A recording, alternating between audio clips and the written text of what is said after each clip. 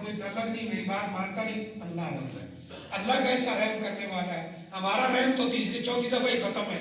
اللہ کیسا ہے، ہماری عمر اگر 80 سال ہو گئی ہے، اس میں سے پہلے 14-15 سال نکال دیں، باقی کے 60-65 سال اگر ہم ہر رمضان میں اللہ سے وعدہ کرتے ہیں یا اللہ آئندہ تیرا حکم مانوں گا، کوئی گناہ نہیں کروں گا، تجھے ناراض نہیں کروں گا، پھر اسی طریقے پر چلتے ہیں، اگلا رمضان آتا ہے پھر وعدہ کرتے ہیں ابھی آنے والا ہے پھر کریں گے، وہ اللہ کبھی نہیں کہتا اے بندے تو 50 دفعہ پہلے وعدہ کر چکا ہے، اب میں تیرے اوپر رحم نہیں کرتا۔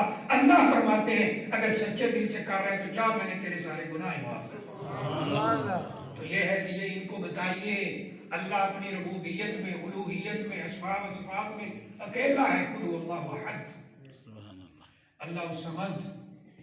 ہم ترجمہ کر دیتے ہیں اللہ بے پرواہ ہے یا اللہ بے نیاز ہے، مفہوم کے لحاظ سے کچھ ترجمہ ٹھیک لگ سکتا ہے، لیکن صحیح بات یہ ہے کہ اس کا ترجمہ یہ ہے کہ اللہ کسی کا محتاج نہیں اور ساری کائنات اللہ کی محتاج ہے۔ لم یلد ولم یولد، نہ اس نے بیٹا جنا ہے نہ اس کو جنا دیا ہے۔ کبھی ہم نے سوچا بھائیو کہ یہ اولاد ہونا، اس کو اللہ کیوں کہہ رہے ہیں کہ اللہ کی کوئی اولاد نہیں، اللہ کا کوئی باپ نہیں؟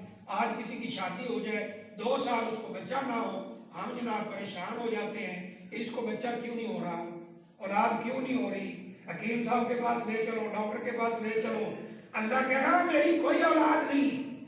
اولاد اللہ کے لیے گالی ہے۔ اللہ اکبر، یا اللہ تیرے لیے کیسے گالی ہے؟ قرآن میں تو کہہ رہا ہے کیسے؟ یہاں تو بچہ نہ ہو تو پریشانی بڑھنے لگ جاتی ہے۔ وجہ یہ ہے کہ اولاد انسان کا جوز ہوتی ہے۔ اللہ نے قرآن میں فرمایا یہ اولاد جو پیدا ہوتی ہے مرد اور عورت کے پانی سے، یخرج من بین الصلب والترائب، یہ کمر سے یعنی مرد کی کمر سے اور عورت کے سینے سے پانی نکلتا ہے، یہ اس کا جوز ہوتی ہے، اسی کا خون ہوتی ہے۔ اللہ کی اولاد اگر مانے تو اللہ کا جز ماننا پڑے گا، اور اللہ کا کوئی جز نہیں ہے، وہ سارے کا سارا خالق ہے۔ اس لیے کہا لم یلد ولم یولد ولم یکن لہ کفوا احد۔ اولاد کے لیے پھر بندہ پریشان بھی ہو جاتا ہے، مجبور بھی ہو جاتا ہے۔ اللہ تعالیٰ ان ساری صفات سے پاک ہے۔ پھر فرمایا ولم یکن لہ کفوا احد، اس کا کوئی ہمسر نہیں ہے، کوئی برابر نہیں ہے۔ اللہ کا خوف کرو، لوگوں کو اٹھا کر اللہ کے برابر کر رہے ہو، اللہ تعالیٰ کے عذابوں کا شکار ہو جاؤ۔ اللہ نے کہا نا قرآن مجید لَقَدْ كَفَرَ الَّذِينَ قَالُوا، ان لوگوں نے کفر کیا جو یہ بات کر رہے ہیں۔ کون سی بات؟ کہ حضرت مسیح اور اللہ تعالیٰ ایک ہی ہیں، ایک نہیں ہیں، وہ خالق ہے، مسیح مخلوق ہے، ایک نہیں ہے۔ آج بھی ہم شعر سنتے ہیں نا ایسے، وہ جو عرش پہ تھا، جو عرش پہ مستوی تھا خدا ہو کر، اتر پڑا مدینے میں مصطفیٰ ہو کر، نعوذ باللہ من ذالک۔ اللہ معاف فرمائے۔ واللہ میرے بھائیوں دوستوں بزرگوں، میں پہلی دفعہ آپ کے پاس حاضر ہوا ہوں، وہ لوگ جن کو اللہ تعالیٰ نے خالص قرآن و حدیث سنانے والے علماء اور فضلاء اور ان کی تربیت کرنے والے لوگ عطا کر دیے ہیں، یہ اللہ تعالیٰ کی بہت بڑی نعمت ہے۔ آپ عقیدہ توحید بہت بڑی نعمت ہے، تو کوئی اس کا ہمسر اور برابر نہیں ہے۔ اللہ تعالیٰ، وہ ایک میں کلیم سن رہا تھا، وہ کہتے ہیں اتنی جرت، کہتے ہیں کہ جبرائیل علیہ السلام نبی صلی اللہ علیہ وسلم کے پاس وحی لے کر آتے تھے۔ ایک دن جبرائیل علیہ السلام سے نبی صلی اللہ علیہ وسلم نے پوچھا اے جبرائیل کہاں سے آئے ہو؟ کہا جی اللہ تعالیٰ کے پاس سے آیا ہوں وحی لے کر۔ کہا جس نے تمہیں وحی دی ہے اس کو تم نے دیکھا ہے؟ کہا نہیں اللہ کو میں نے تو نہیں دیکھا۔ کہا اب جب جاؤ نا تو جا کے دیکھنا۔ یہ تقریر ہو رہی ہے۔ کہتے ہیں جبرائیل علیہ السلام جب گئے تو جب وحی ہوئی تو انہوں نے آگے بڑھ کر اللہ کو دیکھا عرش پر جا کر، یعنی جرت دیکھے، عرش پر جا کر دیکھا جبرائیل علیہ السلام نے تو حیران ہو گئے۔ حیران کیوں ہوئے؟ جب نبی صلی اللہ علیہ وسلم کے پاس سے مدینہ میں اوپر گئے تھے تو نبی صلی اللہ علیہ وسلم کالے رنگ کی پگڑی باندھ رہے تھے، جب وہاں گئے تو وہاں دیکھا کہ عرش پہ نبی صلی اللہ علیہ وسلم بیٹھ کے پگڑی باندھ رہے تھے۔ یعنی دیکھ لیں ان لوگوں کی بات۔ مطلب کیا ہے کہ وہ کہتے ہیں کہ اللہ اور نبی ایک ہی ہے، کوئی فرق ہی نہیں۔ ان کے بہت بڑے، میں نام تو نہیں لیتا، میرے پاس بھائی ذرا ریئیکشن کر دے، وہ کہتا ہے جی یہ لوگ ہمیں کہتے ہیں یہ اللہ کی توحید کو نہیں مانتے، ہم تو اللہ کی توحید کو مانتے ہیں، ہم توحید کو مانتے ہیں، توحید کے معنی ایک ہونا، تو ہم تو کہتے ہیں اللہ اور اللہ کے رسول ایک ہی ہیں، دو ہیں۔ اور وہ کیا کہتے ہیں ان کی اپنی مادری زبان میں، کیونکہ وہ جنگ کے ہیں، تو کہتے ہیں ہک ہے، ہک ہے، ہک ہے، تے جیڑا ہک کو ڈو کر جانے او کافر تے مشرک ہے۔ لا حول ولا قوت۔ تو خیر میں ایک اور عرض کرنا چاہ رہا ہوں کہ جب یہ سورہ مبارکہ اتری جو اللہ تعالیٰ کا تعارف تھا، تو ایک دن نبی کریم صلی اللہ علیہ وسلم سیدنا علی رضی اللہ تعالیٰ عنہ کو مخاطب کر کے کہتے ہیں اَيَعْجِزُ أَحَدُكُمْ أَن يَقْرَأَ 10 أَجْزَاء مِنَ الْقُرْآنِ وَفِي بَعْضِ الرِّوَايَةِ عِندَ النَّوْمِ۔ اور تم میں سے ہر ایک بندہ کیوں عاجز آ گیا ہے کہ وہ رات کو سوتے ہوئے نیند کرتے وقت 10 پارے قرآن مجید کی تلاوت کر کے نہیں سوتا۔ سیدنا علی رضی اللہ تعالیٰ عنہ تعجب سے کہتے ہیں میں یستطیع منا یا رسول اللہ، اللہ کے رسول صلی اللہ علیہ وسلم ہم میں سے کون ایسی طاقت رکھتا ہے کہ وہ 10 پارے قرآن کے وہ بھی رات کو سوتے ہوئے پڑھ کر سوئے۔ آپ نے فرمایا من قرأ سورۃ الاخلاص، جس نے سورہ اخلاص پڑھ لی فکأنما قرأ 10 أجزاء من القرآن، وہ ایسے ہے اس نے قرآن مجید کے 10 پاروں کی تلاوت کر۔ اور پھر بات یہی ختم نہیں کی، آپ نے فرمایا واللہ، اللہ کی قسم، حالانکہ رسول کریم صلی اللہ علیہ وسلم اگر قسم نہ بھی اٹھاتے تو وہ اس کائنات کے سب سے سچے ہیں، فرمایا واللہ، اللہ کی قسم، انہا لتعدل ثلث القرآن، یہ سورہ مبارکہ قرآن مجید کے تیسرے حصے کے برابر ہے۔ کبھی ہم پوچھنے کی کوشش کریں اگر ٹائم مل جائے تو جی کیسے تیسرے حصے کے برابر ہے، کیوں تیسرا ہے، اتنی سی صورت ہے، آدھے منٹ سے بھی پہلے ہم پڑھ لیتے ہیں، تو کیوں برابر ہے؟ تو اس کا جواب میں مختصر عرض کرتا ہوں، آپ قرآن مجید کی ہر ایک آیت کو پڑھیں، اس پر عنوان لکھتے جائیں کہ یہ کس عنوان پہ ہے، اس کی ہیڈنگ کیا ہے۔ مثلا نماز کی ہے تو نماز، روزہ کی ہے تو روزہ، حج کی ہے تو حج، زکوٰۃ کی ہے تو زکوٰۃ، اس طرح آپ تقسیم کر دیں تو قرآن مجید کے 10 پارے بنیں گے جو اوامر اور نواہی پر ہیں، یعنی اللہ تعالیٰ نے جو ہمیں احکام دیے ہیں جہاں سے روکا ہے، یہ 10 پارے بنیں گے۔ 10 پارے بنیں گے پچھلی امتوں کے حالات پر، کہیں یونس علیہ السلام اور ان کی قوم کا تذکرہ ہے، یوسف علیہ السلام کا تذکرہ ہے، ابراہیم علیہ السلام، دیگر انبیاء کا تذکرہ ہے۔ 10 پارے یہ بن جائیں گے اور 10 پارے بنیں گے اللہ کی توحید پر، اور یہ سورہ مبارکہ ان سارے 10 پاروں کا خلاصہ ہے۔ اس لیے نبی کریم صلی اللہ علیہ وسلم نے فرمایا 10 پارے۔ اب دیکھ لیں، ہماری کوشش ہے کہ بلکہ ہم اللہ سے دعا کرتے ہیں یا اللہ ہم تو گناہ گار سے بندے ہیں، سادہ سے بندے ہیں، لیکن ہم سنانے آتے ہیں تیرا قرآن، تیری بات، تیرے پیغمبر کی بات، اس لیے آنے والے کو نہیں دیکھا جاتا کہ ایک چودھری آیا ہے یا کوئی کمی آیا ہے، دیکھنا تو یہ ہے بات کس کی لے کے آیا ہے۔ تو ہم اللہ سے دعا کرتے ہیں اللہ تعالیٰ ہمیں یہ باتیں یعنی ان کو اپنے دل و دماغ میں بٹھانے کی توفیق عطا فرمائے۔ اب دیکھیں سیدنا علی رضی اللہ تعالیٰ عنہ کو آپ فرما رہے ہیں 10 پارے، ان کا جی اتنی طاقت تو کسی میں نہیں ہے، تو آپ نے فرمایا سورہ اخلاص پڑھ لو 10 پاروں کا ثواب ہوگا۔ اب ہمارے ہاں کیا چیزیں بتائی سنائی جاتی ہیں، وہ ایک صاحب کہہ رہے ہیں، کہتے ہیں جی اپنے بڑے جو ہیں ان کے احمد رضا صاحب ان کی بات کر رہے ہیں، کہتے ہیں کہ ایک دن جب رمضان مبارک کا چاند نظر آ گیا، ان کو کسی نے کہا، ابھی چھوٹے تھے تو کسی نے کہا حافظ صاحب تراویح پڑھائیں گے، تو وہ حافظ نہیں تھے، وہ حافظ اس وقت نہیں تھے، تو ان کو لگا کہ اس نے مجھے حافظ کہہ دیا ہے تو مجھے تو تراویح پڑھانی چاہیے۔ دوسری جگہ دوسرا کہتا ہے جب وہ پیدا ہوئے تو 18 پاروں کے حافظ تھے، یہ کہہ رہا ہے جی کچھ بھی نہیں آتا تھا ان کو ابھی قرآن کا، تو انہوں نے جب لفظ حافظ سنا تو یہ مغرب کے قریب ان سے پوچھا گیا کہ تراویح پڑھائیں گے، تو پھر انہوں نے مغرب کی نماز پڑھی، مغرب کی نماز پڑھ کے کھانا کھایا، اور کھانے کے بعد جو تھوڑا سا وقت عشاء تک کا بچا تھا اس میں 1 سپارہ حفظ کر کے تراویح پڑھا دی، ٹھیک ہے، دوسرے دن بھی ایسے، تیسرے دن بھی ایسے انہوں نے پورا قرآن سنا دیا۔ اب جو وہ ٹی وی پہ انٹرویو لے رہا ہے صاحب کا، ٹی وی اینکر کہتا ہے کہ جی بابا جانی یہ بات ہماری عقل میں نہیں آئی کہ 10-15 منٹ میں پورا سپارہ حفظ ہو جائے. تو کہتے ہیں ہاں جی میرا بھی یہی تھا, مجھے بھی نہیں سمجھ آ رہی تھی, لیکن پھر میں نے ایک اور واقعہ پڑھا تو مجھے سمجھ آ گیا کہ یہ بھی ٹھیک ہے. وہ واقعہ کون سا ہے؟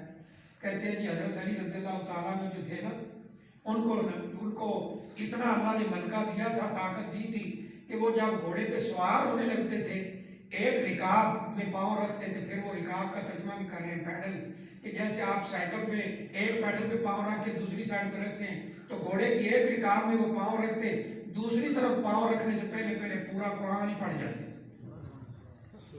اب لوگ جناب سن رہے ہیں ماشاءاللہ, نعرہ فلان نعرہ فلان. ہم نے تو اللہ کے فضل سے یہ جو ہے نا ٹائم بھوگتا ہوا ہے کہ ہم سے یہاں کوئی غلطی ہو جائے نا فوراً ہمارے بھائی پرچی لے کے بھیج دیتے ہیں, ایسی دلیل دو جی کہ تو غلطی تھی. الحمدللہ بڑی اچھی بات ہے, ٹھیک ہے نا. اب وہ کہتے ہیں جی یہاں پاؤں رکھا اور دوسری طرف رکھنے سے پہلے, اور اللہ کیا فرما رہے ہیں, نبی صلی اللہ علیہ وسلم کیا فرما رہے ہیں, 10 پارے پڑھا کرو. آگے سیدنا علی رضی اللہ تعالیٰ عنہ کہہ رہے ہیں اللہ کے رسول صلی اللہ علیہ وسلم ہم 10 پارے نہیں پڑھ سکتے, اس لیے میرے بھائی قرآن اور حدیث معیار ہے, اس کو لے کر چلو گے تو گمراہی کے سارے دروازے بند ہو. تو بہرحال اللہ تعالیٰ نے اس سورہ مبارکہ میں یہ بات بیان فرمائی کہ نہ اس کا کوئی بیٹا ہے, نہ اس کا کوئی باپ ہے, نہ اس کا کوئی ہمسر ہے, وہ اکیلا ہے, اور اپنی ربوبیت میں, اس کائنات کو بنانے میں, نظام چلانے میں, عبادت میں, اسماء و صفات میں اللہ اکیلا ہے. وہ کیسا اکیلا ہے؟ واللہ میں نے عرض کیا نا ایک بات سمجھنے والی ہے. ابھی آپ اگر میں کہوں جی کوئی سوال کریں, آپ 4-5 بھائی اکٹھے بولنا شروع کر دیں, کیا خیال ہے مجھے سمجھ آ جائے؟ مجھے کہنا پڑے گا بھائی ایک بندہ بات کر, ایسے ہی. اور اگر میں کسی ایسے علاقے میں بیٹھا ہوں کہ وہاں کی زبان ہی میں نہیں جانتا, مثلا ادھر چلے جائیں پشاور والی سائڈ پہ پشتو ہم جانتے نہیں, تو پھر کوئی ترجمان کھڑا کرنا پڑے گا, ایسے ہے کہ نہیں؟ تو مجھے کہنا پڑے گا کہ جی آپ ایک بندہ بات کرو بھائی, یہ سارا شور ہو رہا ہے, کوئی سمجھ نہیں آ رہا. تو اللہ تعالیٰ کیا فرماتے ہیں کہ اگر ساری دنیا کے لوگ ایک میدان کے اندر کھڑے ہو جائیں اور ایک ہی وقت میں مجھ سے بات کریں, مانگیں, دعائیں کریں, التجائیں کریں, تو میں سب کی بات ایسے سنوں گا جیسے ایک ایک کی سنوں. یہ ہے کہ اس کا کوئی ہمسر نہیں. اب میں ایک بات سمجھانا چاہتا ہوں. نبی صلی اللہ علیہ وسلم کے پاس ایک وفد آیا, حبشی لوگ تھے, وہ زبان ان کی اپنی تھی, وہ زبان نبی اکرم صلی اللہ علیہ وسلم سمجھتے نہیں تھے. انہوں نے آپ سے کچھ سوال جواب کیے, پوچھا, تو آپ کا اخلاق تو ماشاءاللہ آپ کو پتہ ہے جو آتا تھا پھر گرویدہ ہو جاتا تھا, سوائے ان بدبختوں کے جو ضد پہ اڑے رہے, اور وہ بھی سمجھتے تھے کہ نبی صلی اللہ علیہ وسلم سچے ہیں. ابو طالب نہیں کہتا تھا بھتیجے مجھے پتہ ہے آپ کا دین سچا ہے, آپ سچے ہیں, لیکن آپ کیا کریں گے, جیسے ہم کہہ دیتے ہاں جی یہ تو پتہ ہے شادی شدی ہو گئی نا تو پھر گانے کے ڈھول ڈمکے کے تماشا خوش نہیں کرنا چاہیے, پر ہم کی کریے, برادری ناراض ہو گئی. یہی تو اب نبی صلی اللہ علیہ وسلم سے انہوں نے کچھ پوچھا, بڑے خوش ہوئے, تو انہوں نے ایک لفظ بولا اینڈ پر, جب ساری باتیں ہوگی نبی صلی اللہ علیہ وسلم سے, انہوں نے کہا سمحا سمحا, سین نون ہا گولتا, سمحا سمحا. تو نبی صلی اللہ علیہ وسلم نے پوچھا ترجمان سے یہ کیا کہہ رہے ہیں؟ انہوں نے کہا کہ یہ کہہ رہے ہیں کہ نبی اکرم صلی اللہ علیہ وسلم بڑے اچھے آدمی, سمحا, بڑے پیارے آدمی, بڑے اچھے آدمی. تو آپ کی تو یہ عادت تھی نا, آپ آج والے پیر تھوڑے تھے کہ جناب پیر کے ساتھ جا کر کسی بڑے کے ساتھ چار پہ آپ بیٹھ ہی نہیں سکتے, آپ بہت بڑے گستاخ بن جائیں گے. آپ تو گھل مل کے رہتے تھے. اب وہ حبشی جب بھی آپ کو ملتے تو آپ انہیں خوش کرنے کے لیے کہتے سمحا سمحا. اب میں آپ سے یہ سوال کرتا ہوں, یہ لفظ آپ کو سمجھ آیا تھا؟ نہیں. بولو بھائی. نہیں. ناراض ہو گئے ہو؟ نہیں سمجھ آیا نا. ترجمان بلایا, ترجمان بات کر رہا تھا, اس سے پوچھا یہ کیا کہہ رہے ہیں؟ انہوں نے کہا یہ کہہ رہے ہیں نبی صلی اللہ علیہ وسلم بہت اچھے آدمی. صحیح.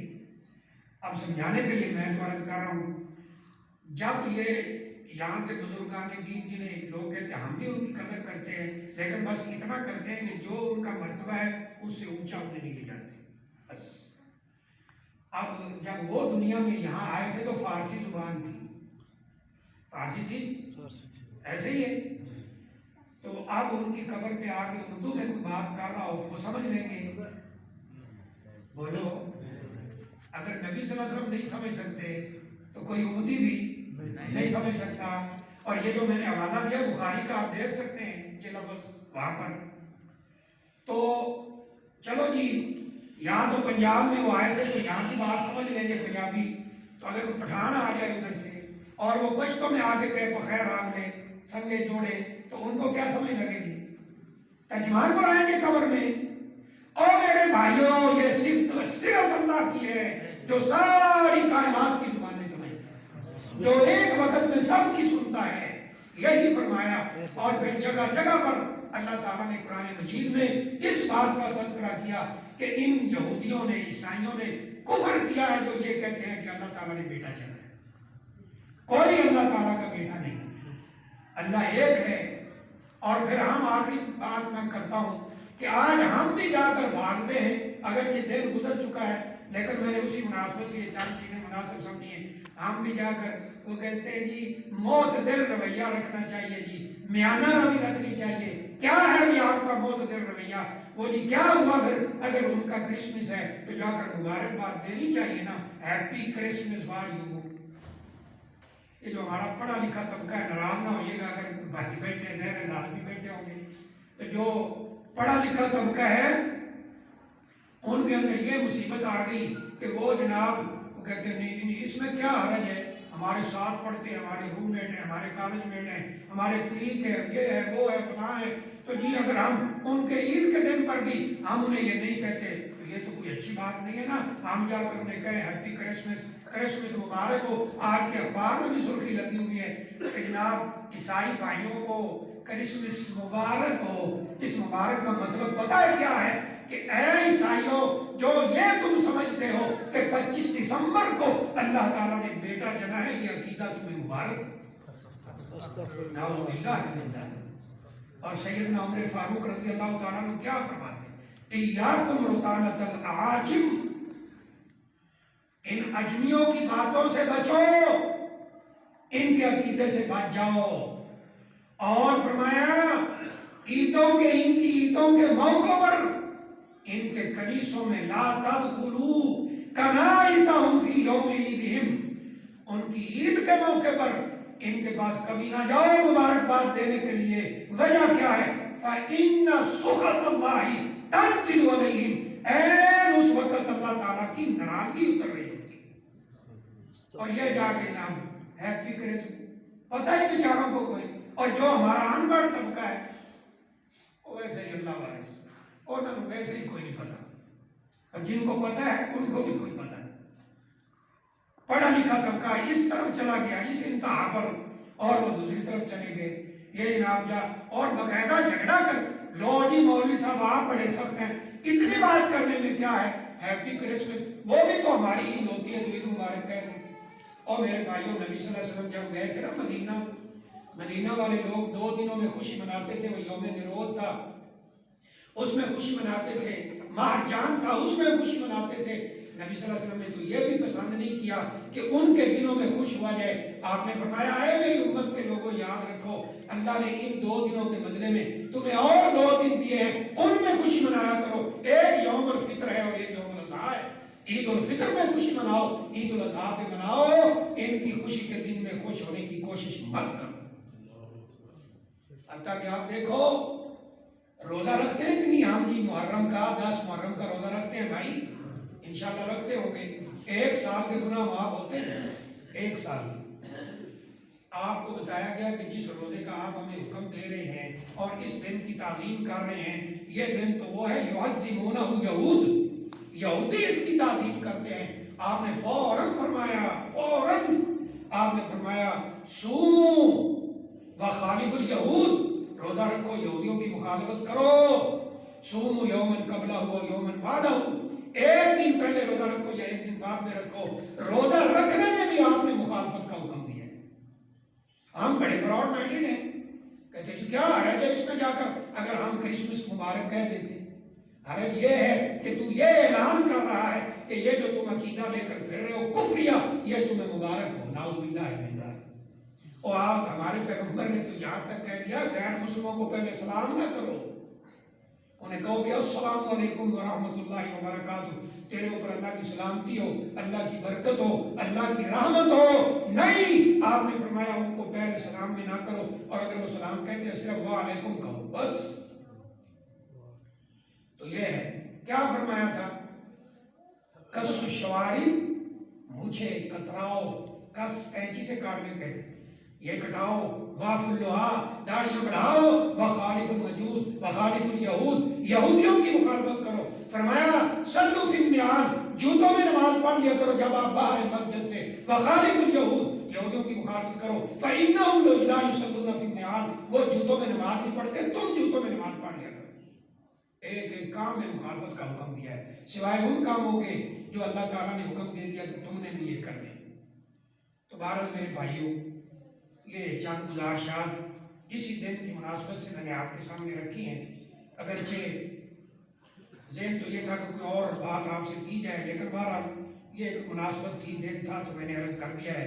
اس میں جو باتیں صحیح تھیں وہ اللہ تعالیٰ کی توفیق اور اللہ کے فضل و کرم سے تھیں، اور اگر کوئی غلطی ہوئی ہے مجھ سے تو وہ میری کامل نہیں اور شیطان کی دار اندازی کی وجہ سے ہے۔ اللہ تعالیٰ سے دعا ہے اللہ تعالیٰ مجھے بھی آپ کو بھی عمل کی توفیق عطا فرمائے۔ الحمدللہ رب العالمین۔